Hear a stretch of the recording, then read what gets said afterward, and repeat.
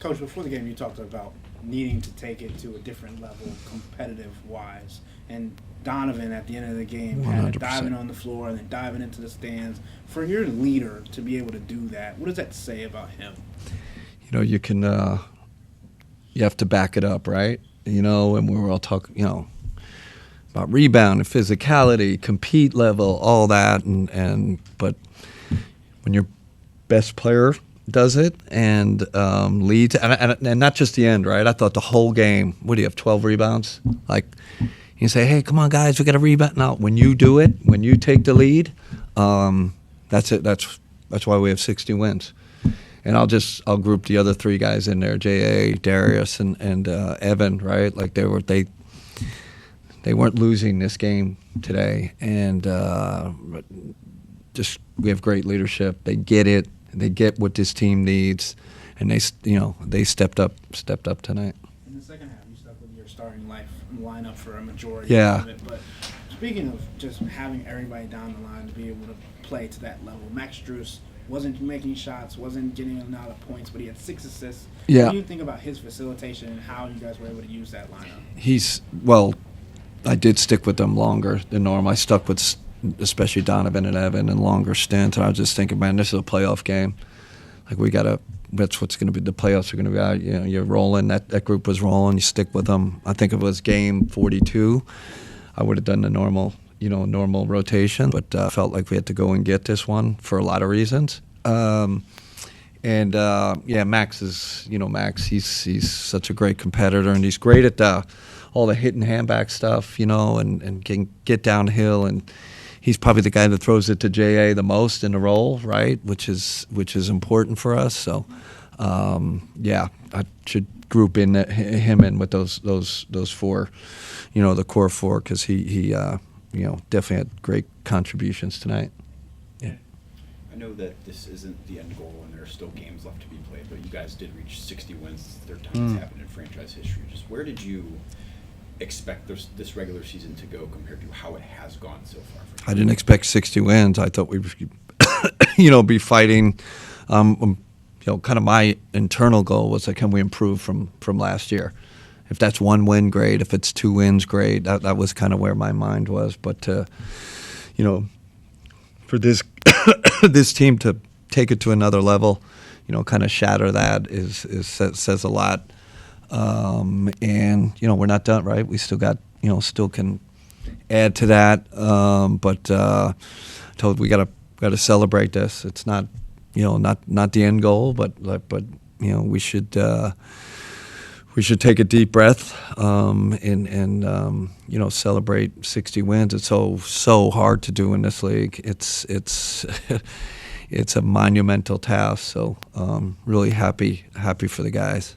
I know that his assist total wasn't something outrageous today, but do you feel as if Donovan's playmaking has taken a step up as of late? 100. I had someone say that, someone I really respect in the league from the Spurs. He came up to me and goes, man, Donovan, he's really evolved in terms of getting other people involved and playmaking and not just a scorer.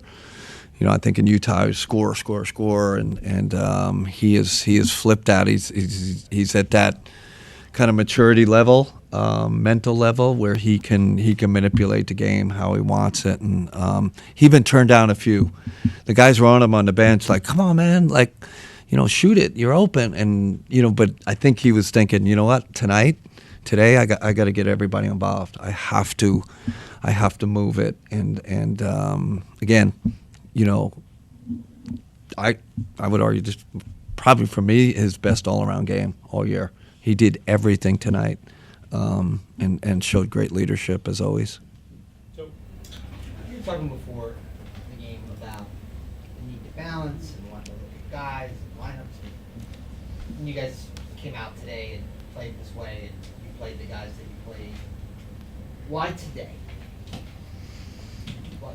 Why was today? I mean, you said a minute ago that you really wanted this one. Yeah, So I think that we were struggling a little, right, in terms of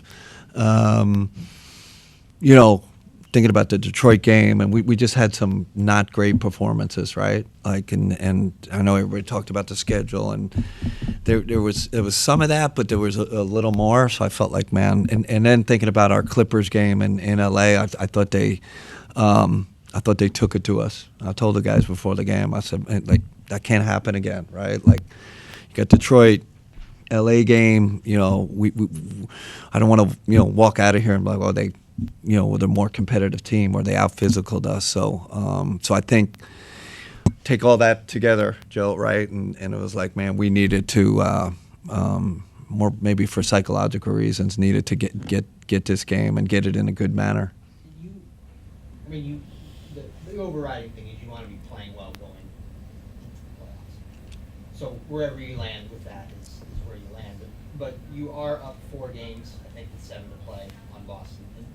And is that still the number 1 seed? Is that important? You want to make sure? I mean, listen, it is and it isn't. Does that make sense? Like, if I had priorities, I'd rather be playing well and have everybody healthy. That's first priority. You know, hopefully the first seed comes along with that, and I think it will. I think that's that kind of like that process oriented. We keep doing these things, you know, it's going to work out. But there's no, you know, with the guy, hey man, we got to get the next game. We need the first seed. That's not the mentality. I think if we keep on the kind of the philosophy mentality that we're on right now, I think it'll end up happening. Hey, Joe. Like 47 and 19 combined from Allen and Mobley. Just, you know, how great were they, especially? Yeah, and we challenge them, right? Like lately, it hasn't been great, right? And they both stepped up big time. You know, I loved how physical they were, especially offensively, right? We weren't kind of getting pushed off our spot. We weren't, you know, just shooting floater. We were taking it to their bodies. We were pounding them on the boards, you know. Zubac, who mentioned it before the game, and I you know, didn't have 30 and whatever, right? And then Evan, you know, Evan being able to stretch the floor like that, it changes everything. Like, it changes the geography of the court. It changes our spacing. He gets 6 threes up tonight and really helped us. About the defensive rebounding in recent games, and you know, how did you like the way the guys responded? You out-rebounded them on that end of the 4:35-10. Led by Donovan Mitchell. Really, at the you know, he showed the way, and we preach, you know, guard rebounding is important. It's not just Evan and J.A. and Tristan and Dean and you big guys, you got to rebound. It's the way the game is now with everybody doing this. Everybody coming to the boards. Guards got to rebound. I'm going to check Donovan's defensive rebounding numbers for the year because I know when I checked him earlier, like midseason, he was having his best defensive rebounding. Like, it's important, and we've had slippage there. He, like I said, he showed the way tonight with that. Kenny, just how focused are you this time of year on results? I mean, like I said, I you know, we're process driven, but you know, you hope the results come with how we're doing things, right? And I was thinking the game, if we end up losing because they started to come back, I wasn't going to be devastated. Like, I wasn't going to, man, we should have, like, I would have went in the locker room and said, man, I loved our approach tonight. Win, lose, or draw, because you don't know how it goes, right? Like, Norman Powell having an incredible night, and Dunn's making threes. Like, you might lose a game like this. So in that sense, it's more like me being level-headed about what kind of product we put on the floor, how we approach the game. Of course, you love for the result to come with all that.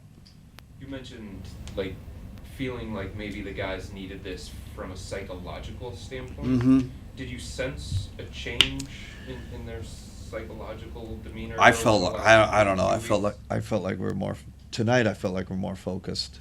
Like, we were, you know, compete level was higher, physicality was higher, focus was better, discipline was better.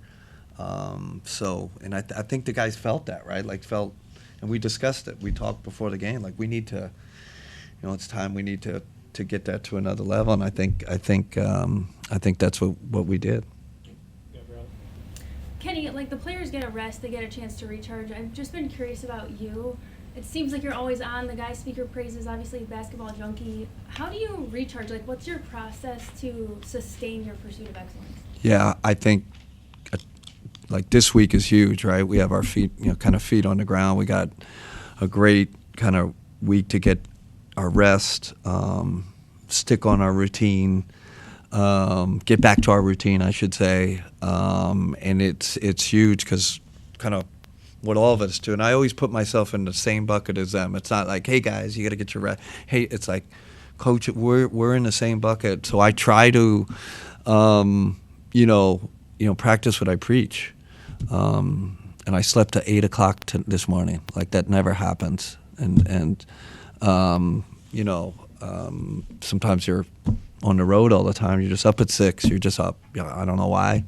But that. What's your ratio to like non-basketball? Do you watch a show? Do you to get away? I guess. Yeah, I balance it with family. I didn't used to be that way. I was 24/7. I've become much more like Jared Allen, much more, balanced in my life and not, there was a certain point this morning where I just turned off the film. I'm like, I'm not watching any more film. This is, I took a walk around our neighborhood with my wife. It's like, you just have to know when to say when. So I've gotten a lot better at that. Last one, Jim. Kenny, you've rattled off a lot of reasons for why this team has been so successful this year: talent, unselfishness. What's your role in this? What's been your? I'd say minimal. I'm serious, and I think roster construction is the main. Like really, when you get to this kind of level, and this team has been. I mean, Kobe's done a magnificent job, phenomenal. He's not up here at the podium, so it's like all the coaches get the credit, the players. But how balanced we are, the character we have on this team, the leadership we have, how he built out the bench, combined shooting with the two big guys, drafting Darius. I mean, you just go on and on, right? Like if you look at each roster, Dean Wade, right? Like how does all of a sudden this guy become like a major rotation player on a 60-win team? That's all. And I'm a little bit fortunate, right? A lot of this, to step into this at the time I did. I really believe that's kind of the story here. Coaching is that delegation of credit. What do they? I mean, I think you got to be a truth teller, right? Like I don't. I think at this level, it's you're much more manager. You're managing a lot of things. I think probably at the college level, those guys are really they're in it. They're coaching and we're managing a lot. And we had one situation tonight where it was like the assistants are saying it's time to make our changes with the rotations, right? Like it's time. Like there's a time when we make our subs, and it's like. I just felt like for the players' kind of psyche, we need to keep our best players in. Like, and I know, so you that's kind of a management. I don't know if that's coaching. It's kind of managing egos and managing your team and knowing your team, all that stuff. So, kind of my thoughts there. Yeah. How much, Dave, more? Yeah. How much, if at all, do you care about Coach of the Year or anything? None. Like that? 0. I don't. It's not important. I'd love to get, to a conference finals or finals. That's our end goal. Coach of the Year is product of what I just talked about, roster construction and having a lot of talent. It's just kind of the truth of it. All right. Thanks so much.